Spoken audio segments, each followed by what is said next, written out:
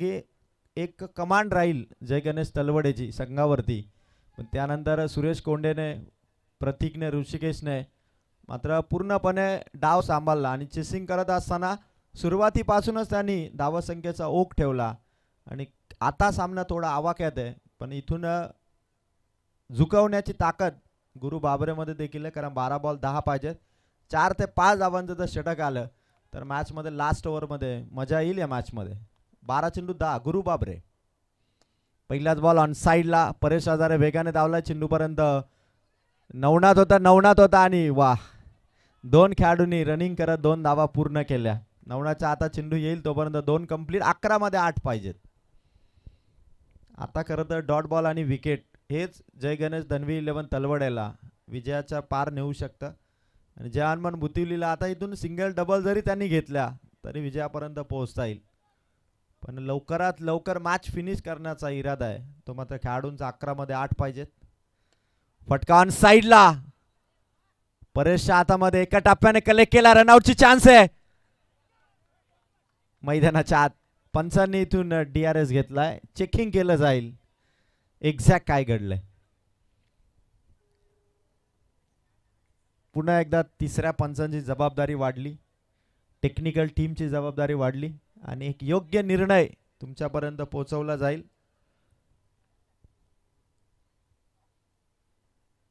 अकरा 8 होत्या. दुसऱ्या धावेसाठी हा प्रयत्न होता. डिसिजन पेंडिंग आहे. निर्णय कोणाच्या बाजूने येईल? खेळाडू आउट झाला तर फायदा तलवडेला, खेळाडू सेफ राहिला तर फायदा जय हनुमान बुतिवलीला. आणि निर्णय या ठिकाणी येतो बॅटर आउट, फलंदाज बाद, 1 धाव मिळेल आणि आता रन्स पाहिजे 10, चेंडूमध्ये 7.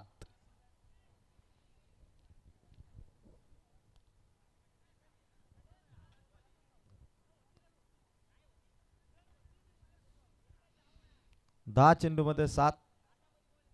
4 बॉल गुरुकडे आहेत. आपल्या संघासाठी तर त्याने 4ही बॉल जर डॉट काढले तर सामना एक थ्रिलिंग ओव्हरकडे जाईल. रात्रीच्या मॅचेस कधीही सामन्यामध्ये फेरबदल होऊ शकतो. रिव्हर्स खेळाच्या शरीरावरती आहे, अपील आहे, पण इथून फलंदाज मात्र सेफ आहे. 3 बॉल समाप्त झाले. 9 चेंडू 7 धावा. 1-1 बॉल गुरुचा, 1-1 डॉट बॉल विजयाकडे पाऊल तलवडेचं, 1-1 धाव विजयाकडे पाऊल जय हनुमान बुतिवलीचं. 9 चेंडू 7 धावा. सरपंच चषक 2025 शिवशाही ग्रुप कोल्हारेची ही स्पर्धा. विकेट किपरच्या हातात चेंडू आहे. मॅच मध्ये आणखीन एक डॉट बॉल. सामना आता चुरशीचा बनत चाललाय. कधी तलवडेकडे आता झुकताना दिसतो तर कधी जय हनुमान बुतिवलीकडे. हलक्यात घेऊन चालणार नाही, कारण गुरु बाबऱ्याचे चेंडू डॉट येत आहेत आणि प्रत्येक डॉट मागे जय हनुमान बुतिवलीच्या फलंदाजांवरती थोडे टेन्शन जरूर वाढतंय, कारण जेव्हा धावा कमी राहतात तेव्हा फलंदाजांना टेन्शन मात्र जास्त असतं आणि गुरु बाबरे मात्र रिलॅक्स बॉलिंग करतोय. फलंदाजांना इथून डॉट बॉल तो खेळवतोय मैदानाच्या आत. बॅटला ब्रश, विकेट किपरच्या हातात चेंडू आहे. रनआउटची चान्स होती, 1 धाव देखील वाचली असती, पण आप्पाने खरं तर ही विकेट गमावली आणि 1 धाव देखील समोरच्या टीमला. आता 6 धावा गुरु बाबऱ्याचा अंतिम बॉल बाकी. 7 बॉल 6. हा चेंडू जर डॉट आला तर कदाचित लास्ट ओव्हरमध्ये मजा येईल. गुरु बाबऱ्याचा हा चेंडू. उद्योजक कृष्णा घाटे साहेब या ठिकाणी सर्वत्र पाहणी करून साहेब पुन्हा स्टेजवरती आलेत आणि आता गुरु बाबरे. इम्पॉर्टंट बॉल या मॅचचा ओव्हर नंबर 3चा. विकेट किपरच्या हातात चेंडू. सामना 11 बॉल होते, 8 धावा पाहिजे होत्या. अवघ्या 2 धावा दिल्या 5 चेंडू मध्ये गुरु बाबरेने. धन्वी जय गणेश तलवडेला आता विजयाचं स्वप्न दाखवलं या 5 चेंडूवर 2 धावांनी, कारण आता चेंडूवरती धावा करायच्या त्या मॅच मध्ये जिंकण्यासाठी. 6 चेंडू आणि 6 धावा. कदाचित काही मित्रांचं भवितव्य होतं की हा संघ जिंकेल, तो संघ जिंकेल, पण आता तो संघ जिंकणार की हा संघ जिंकणार याकडे आता सर्वांचं लक्ष. सामना आता रोमांचक मोड मध्ये आलाय. गुरु बाबरेने तलवडे संघाला पुन्हा मॅच मध्ये इन केलंय.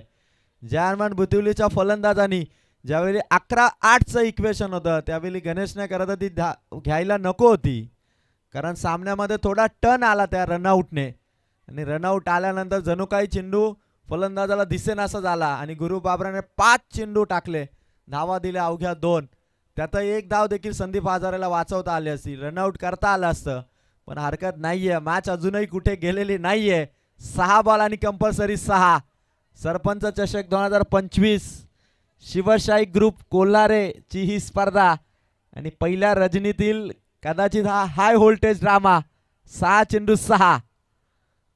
कोणाच्या हातामध्ये चेंडू असणार? लास्ट ओव्हर रुपेश विर्लेकडे चेंडू सोपवण्यात आला. अर्थात लेफ्ट हँड बॉलर डावकुरे हाताचा गोलंदाज आलाय, त्यामुळे डावकुरे हाताच्या गोलंदाजाला रीड करणं थोडं कठीण असतं. आता फलंदाजाला आणखीन एक चॅलेंज आहे, कारण एका बाजूला डावकुरे हाताचा गोलंदाज, दुसरीकडे 6 बॉल 6 धावांचं टेन्शन.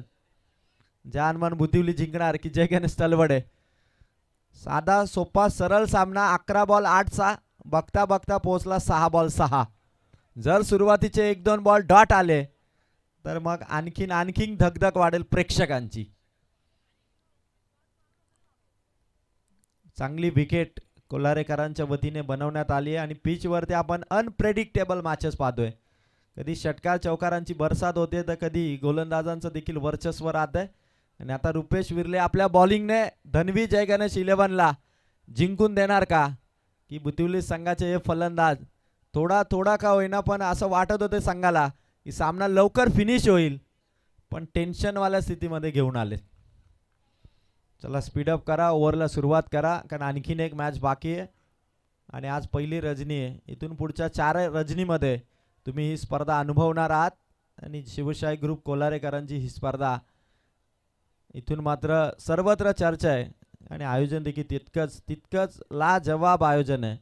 मैदानही भारी आहे, लाईट देखील पूर्ण क्लिअर लाईट आहे ती या स्पर्धेमध्ये. मला खेळताना खेळाडूंना कुठलाही अडथळा नाही आणि अशा खेळपट्टीवरती अशा आयोजनामध्ये आता हाय व्होल्टेज ड्राम्यामध्ये बाजी कोण मारणार? तलवडे की बुतिवली? 6 बॉल कंपल्सरी 6.